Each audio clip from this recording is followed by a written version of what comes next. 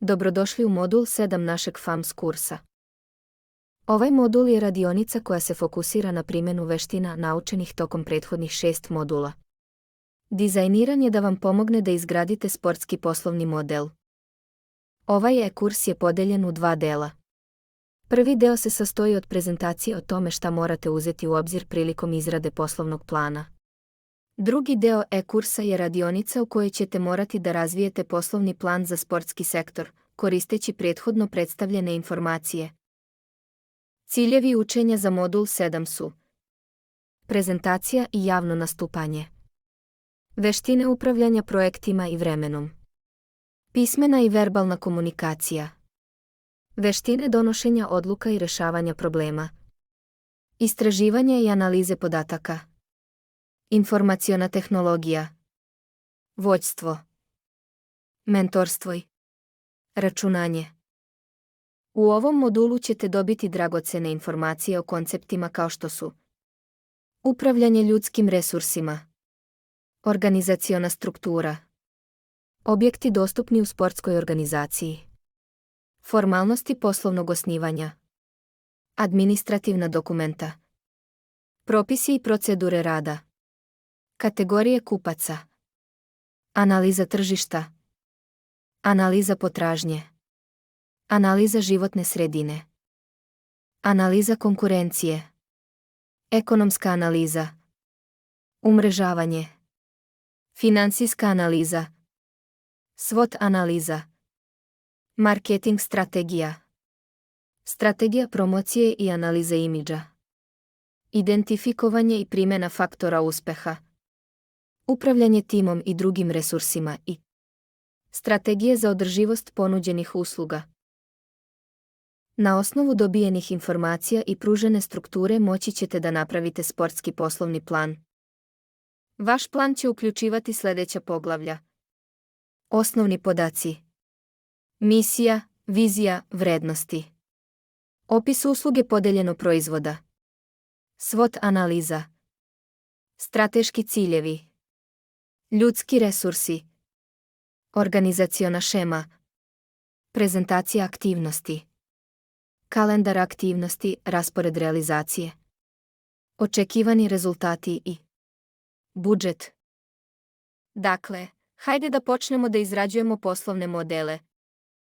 Poslovni plan je dokument koji detaljno opisuje ciljeve kompanije i način na koji namerava da ih postigne. Ne postoji jedinstveni format koji poslovni plan mora da prati, ali postoje određeni ključni elementi koje će većina kompanija želeti da obradi. Posjedovanje jasnog, definisanog i dobro osmišljenog poslovnog plana je ključni prvi korak za uspostavljanje poslovanja sa dugoročnim uspehom. Poslovni plan sadrži ciljeve poslovanja, metode za postizanje tih ciljeva i vremenski okvir za postizanje ciljeva. Također opisuje prirodu poslovanja, osnovne informacije o organizaciji, finansijske projekcije organizacije i strategije koje namerava da primjeni da bi postigla navedene ciljeve. U celini, ovaj dokument služi kao putokaz, plan, koji daje pravac poslovanju.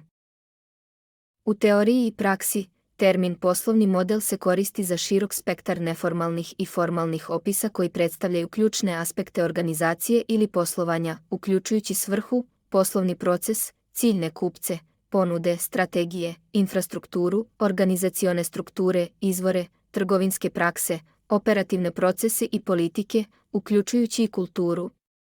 Poslovni modeli su važni i za nova i za uspostavljena preduzeća. Oni pomažu novim kompanijama u razvoju da privuku investicije, regrutuju talente i motivišu menadžment i osoblje. Poslovni modeli također pomažu investitorima da procene kompanije koje ih zanimaju, a zaposlenima da shvate budućnost kompanije koje možda žele da se pridruže. Šta moramo uzeti u obzir prilikom izrade poslovnog plana? Organizaciona struktura. Kakva je to organizacija? Kada razvijate posao, morate krenuti od razmišljanja o tome kakva će to biti organizacija. Na primjer, u sportskom polju možemo imati sportski klub, sportsko društvo, centar za oporavak, wellness centar i sl. Nakon što ovo odlučite, možete preći na sljedeće korake. Upravljanje ljudskim resursima. Organizaciona šema. Nakon toga, morate da odredite koji će vam ljudski resursi biti potrebni i kakva će biti organizaciona šema organizacije. Možete, na primjer, imati funkcije predsjednika, potpredsjednika, menadžera, računovođe, agenta za komunikacije i odnose sa javnošću, trenera, koordinatora, psihologa, volontera i sl. Objekti dostupni organizaciji. U zavisnosti od vrste organizacije bit će vam potrebni i određeni objekti kao što su hale za obavljanje delatnosti, razni uređaji, svlačionice, zemljište, oprema itd. Formalnosti osnivanja. U zavisnosti od zemlje, proći ćete kroz različite formalnosti za osnivanje organizacije, licence, sertifikate, odobrenja, registracije u različitim registrima. Kada odlučite da otvorite kompaniju, morate dobro proučiti zakone koji su na snazi u zemlji i saznati koji dokumenti su vam potrebni za to. Na primjer, u Rumuniji, prva stvar koja mora da se uradi pri osnivanju je rezervacija naziva u Ministarstvu pravde. Zatim se mora sastaviti dokumentacija koja se odnosi na sedište, osnivački akt i statut. Potrebna je i početna imovina i poreska evidencija članova osnivača. Administrativna dokumenta. Ovi administrativni dokumenti se razlikuju u zavisnosti od zemlje. To mogu biti statut, pravni oblik, zakonski zastupnik, akcijski kapital. Bez obzira u kojoj zemlji otvarate posao i u kojoj oblasti, svakako će vam biti potrebna različita administrativna dokumenta. Na primjer, u Rumuniji, dokumenti sa kojima NVO posluje su statut, konstitutivni akt, sudska odluka o osnivanju i zakon o fiskalnoj registraciji. Propisi i procedure rada. U zavisnosti od izabrane oblasti i organizacionog vremena, bit će potrebno izraditi određene pravilnike i procedure rada. Generalno, definitivno će postojati potreba za uredbom o organizaciji i radu i uredbom o unutrašnjem redu. Kategorije kupaca. Također morate odrediti kojim kategorijama kupaca se obraćate svojim uslugama podeljeno proizvodima. Morate znati profil klijenta ako želite da imate uspešan posao. Primjeri kategorija kupaca mogu biti osobe sa invaliditetom, deca, stari, aktivni ljudi i sl. Analiza tržišta, potrebe tržišta, trend, potencijalni potrošači, cijene usluga itd. uz identifikaciju ciljne grupe. Marketing analiza je veoma važan aspekt u bilo kojoj vrsti poslovanja. Mora se identifikovati niz aspekata, kao što su potrebe tržišta, trend, potencijalni potrošači, cijene usluga, šanse za opstanak proizvoda podeljeno usluge, stepen originalnosti proizvoda podeljeno usluge koja se nudi, kvalitet proizvoda, konkurencija i sl. Analiza potražnje, potencijal, sadašnjost, budućnost, evolucija potražnje. Jednako važan aspekt odnosi se na analizu potražnje.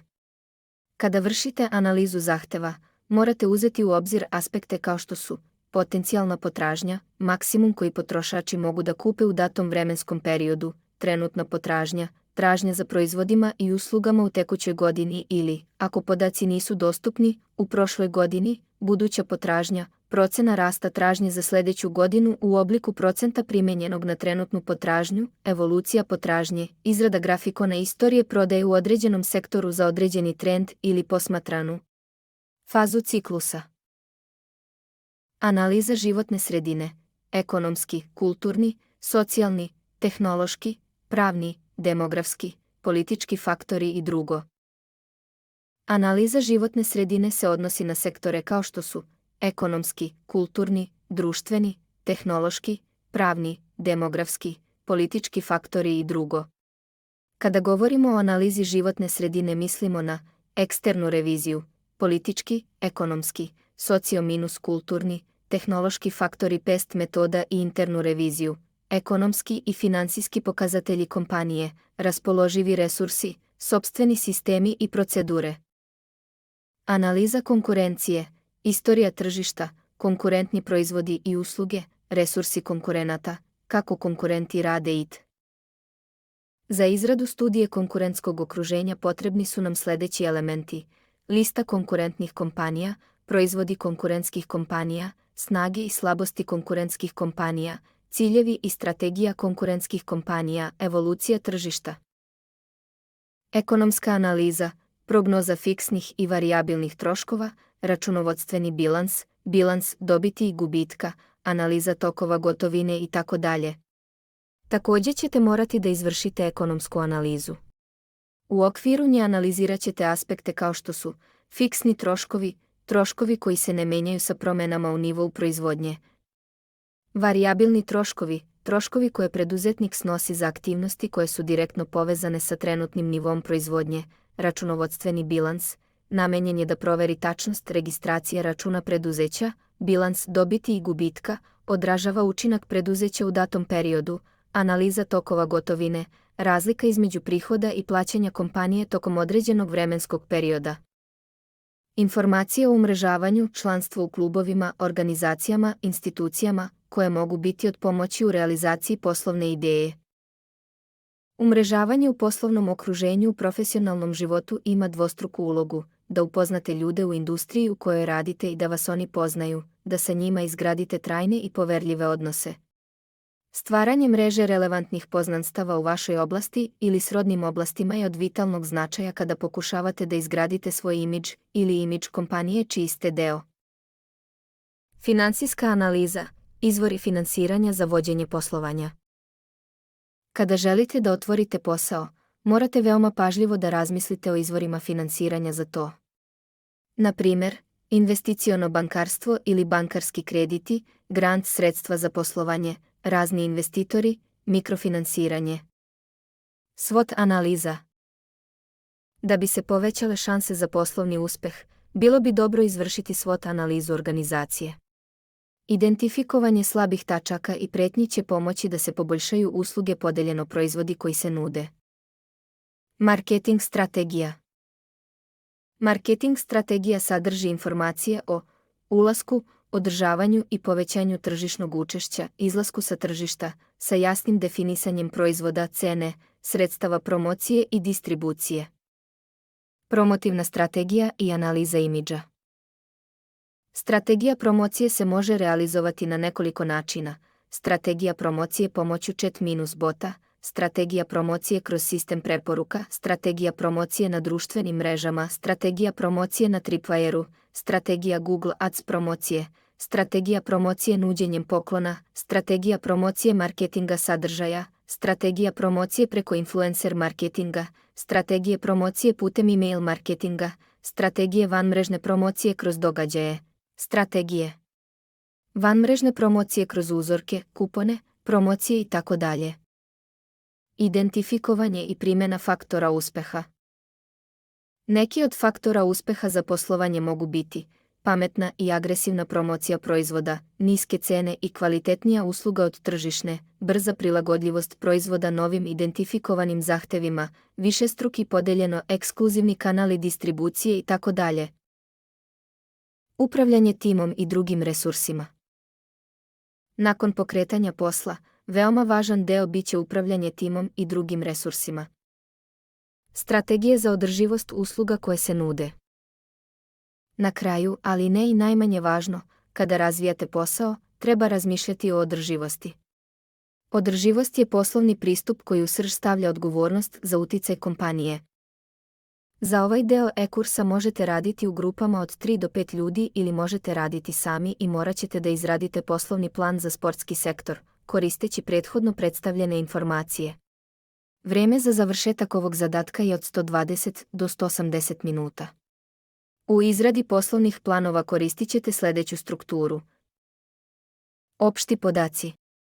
Ovo uključuje informacije kao što su ime, polje aktivnosti, mesto aktivnosti itd. Misija, vizija, vrednosti. Koja je misija vaše kompanije? Koje su glavne vrednosti koje definišu vašu kompaniju? Opis usluge ili proizvoda. Opišite uslugu ili proizvod koju vaša kompanija nudi. SWOT analiza. Napravite SWOT analizu vaše organizacije. Navedite šta su vaše glavne snage, slabosti, prilike i pretnje. Strateški ciljevi. Navedite primjere nekoliko strateških ciljeva. Ljudski resursi. Organizaciona šema. Napravite organizacionu šemu svoje organizacije. Prezentacija aktivnosti. Navedite svoje glavne aktivnosti. Raspored aktivnosti. Pokušajte da napravite kalendar implementacije. Očekivani rezultati. Ukratko predstavite očekivane rezultate. Budžet. Odakle novac da otvorite svoj posao? Koji su vaši izvori finansiranja? Na primjer, bankarski kredit, investitori, partneri, evropski fondovi i sl.